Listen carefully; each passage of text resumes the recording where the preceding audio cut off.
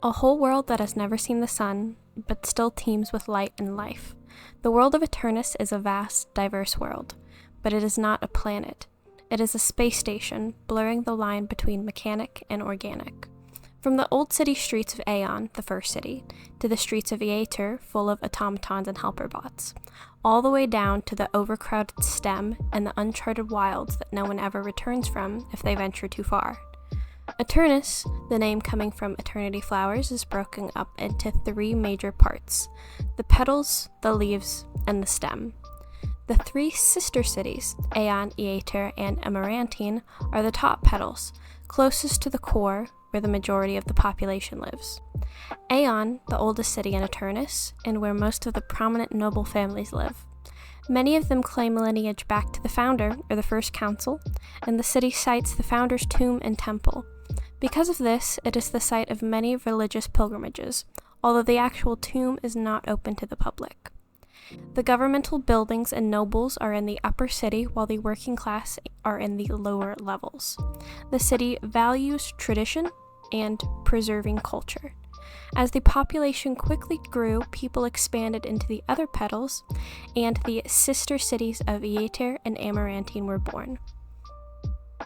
Eter, called the City of the Future, is said to be started by the builder of Eternis. It is the center of technological innovation. The city streets are full of helper robots and automatons. Many tasks like street cleaning, sanitation, and transportation are done by robots and machines.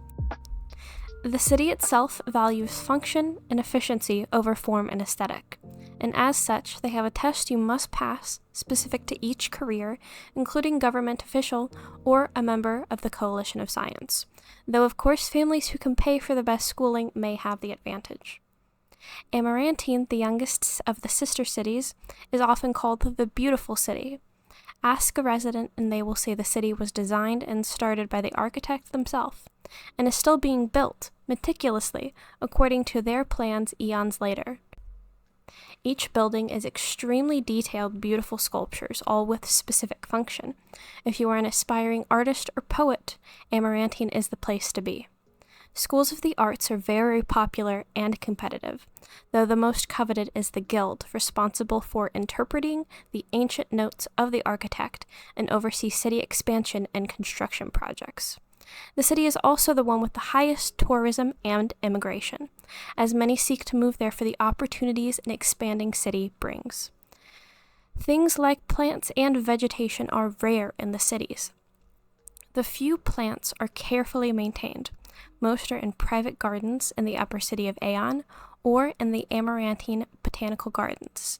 Eter has very few plants, and vegetation in the city was deemed unnecessary. The lower petals are shoots off of the cities, where many factories and manufacturers are housed. The leaves, often called the farms as well, where both the goods and products are made and then sent to the factories to be processed if needed. The population here is low, as most work on the farms. Connecting the petals and leaves to each other are the highways, huge cavernous tunnels functioning as roads. Few travel these highways because not only are they vast, stretching over miles, they are broken up by the pistils, shafts that go vertically through Eternis. The most traversed of these have elevators, large platform robots that walk along the walls transporting cargo. The less regularly traversed of these shafts are home to those not welcome in the petals and leaves for one reason or another. Some are criminals and thieves robbing travelers. One reason that when traveling between the leaves and petals are dangerous, most pay for the production of large official caravans and elevators. The largest of these shafts is called the stem, the highway to the wilds. It is seen as the excess population of the sister cities that has spilled over. The start of the stem, or the receptacle, is incredibly crowded, with buildings and houses stacked on top of each other. Because of the overcrowded nature and lack of oversight, it has an active black market, and certain areas are controlled by certain crime syndicates. This area is called the stacks because of its hobbled together nature.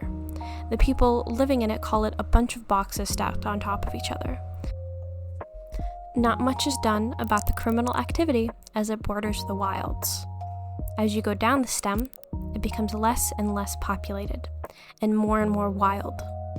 The wilds are parts of Eternis that are completely unknown and uncharted. Very little is known about it, and those who venture deep into the wilds very rarely return. Those who have ventured inside and managed to survive claim to have seen strange plants and creatures, but who knows if they are telling the truth, as going into the wilds is a last resort for many criminals, outlaws, and those rejected by society, or those inflicted with the calling, if they make it this far, end up wandering aimlessly in the wilds, their sickly yellow eyes looking for something only they can see. Yay! And that is an intro to the world of Eternis. I love lore and world building videos, so I decided to make one of my own. Here are some YouTube channels that inspired me: Ritfitch, Eternal Ruins, Lily's Illustration, and the Nest Egg, and Monster Garden, as well as things like Nibiru, an RPG book, where the setting is a huge space station, and various sci-fi comic book stories, Starstruck, Star Wars, blah blah blah. I want to state I'm not a science person. I often lean more towards the rule of cool than technicality, aka Star Wars, not The Martian. The next video I hope to make in this series is one on religion and various creation myths about how Eternis came to be, which includes the founder, the builder, and the architect that I talked about a little bit in this video, among some others. Yeah, that's it. Thank you so much for watching, and have a lovely day. Goodbye!